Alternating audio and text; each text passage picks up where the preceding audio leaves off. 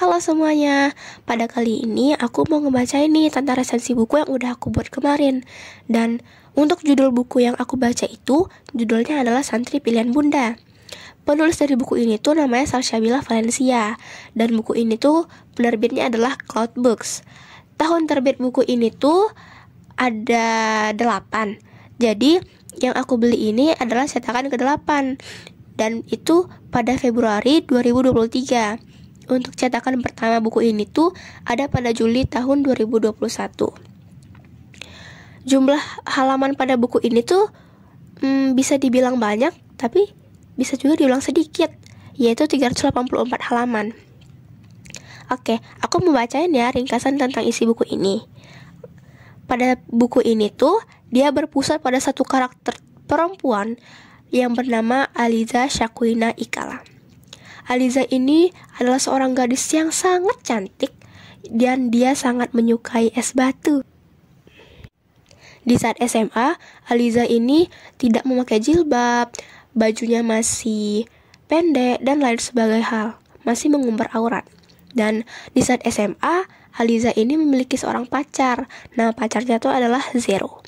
Tapi pada suatu saat ia diberi kejutan yang mana Aliza ini harus menikah dengan seorang santri yang dipilih oleh bundanya. Padahal nih, Zero bilang kalau misalnya dia akan ngelamar Aliza di saat tamat SMA nanti. Mendengar bundanya bilang bahwa Aliza akan dinikahin, Aliza pun terkejut dan Aliza berpikir, siapa yang akan dijodohin olehnya? Dan Aliza pun marah. Kenapa ia harus dijodohin? Padahal Aliza ini sudah memiliki pacar, dan pacarnya itu juga akan melamar dia ketika tamat SMA nanti. Dan bundanya pun tetap kekeh akan memperkenalkan Aliza dengan seseorang santri yang dimana nama santrinya adalah Kinan Ozama El-Fatih. Santri pilihan bundanya ini akan menjadi imam dalam hidupnya Aliza, karena Kinan itu adalah seorang santri yang mana agamanya bagus. Dan Kinan ini adalah kenalan dari orang tuanya Aliza. Ciri-cirinya Kinan ini, ia memiliki alis yang tebal dan memiliki postur tubuh yang tinggi dengan mukanya yang tampan. Dikarenakan Aliza di saat itu memiliki pacar, awalnya bundanya pun menganggap bahwa Zero itu adalah pria yang baik-baik.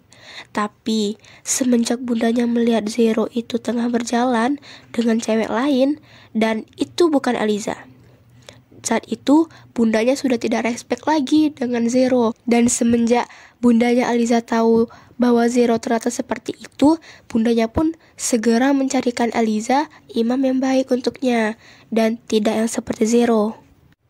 Setelah beberapa kali pertemuan Kinan dan Aliza, Aliza selalu mendapat perlakuan yang hangat dari Kinan, walaupun Kinan ini sama sekali tidak ada menyentuh Aliza sebelum hubungan antara mereka ini sah. Pada awalnya Aliza ini sangat menolak untuk dijodohkan dengan seorang santri yang telah dipilih oleh bundanya ini. Tapi lama-kelamaan dan pada akhirnya Aliza menyetujui untuk dijodohkan dengan Kinan.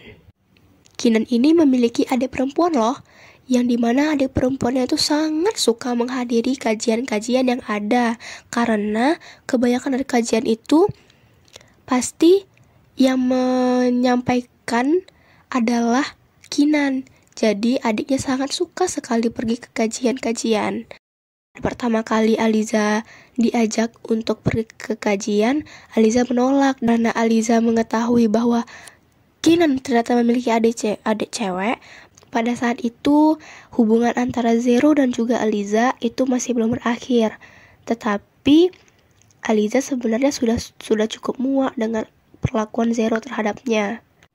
Pada saat mendengarkan Kinan sedang berceramah, Aliza pun terpesona dengan pembawaan Kinan yang sangat mudah dimengerti. Dan Aliza pun mulai juga terbiasa keluar rumah dengan menggunakan jilbab. Walaupun beberapa kali Aliza masih sering membuka jilbab karena ia gerah. Tetapi dengan seiring berjalannya waktu, Aliza pun dan Kinan resmi menikah dan menjadi suami istri yang sah. Aliza dan Kinan pun memiliki hubungan rumah tangga yang sangat harmonis. Oke, mungkin sekian ringkasan isi buku dari Santri Pilihan Bunda ini yang udah benar-benar aku ringkas.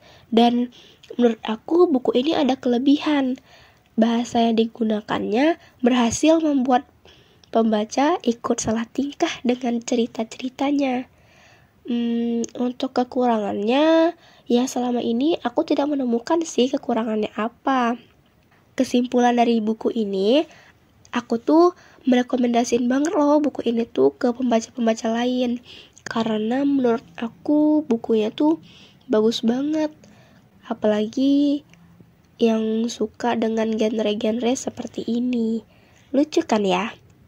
Untuk penilaiannya aku kasih skornya 10. Karena walaupun kalian baca berulang-ulang, buku ini tuh gak bakal bosan buat dibaca gitu. Jadi segini aja dulu resensi buku yang udah aku buat dan aku udah bacain ke kalian isi ringkasannya. Terima kasih ya. Bye-bye.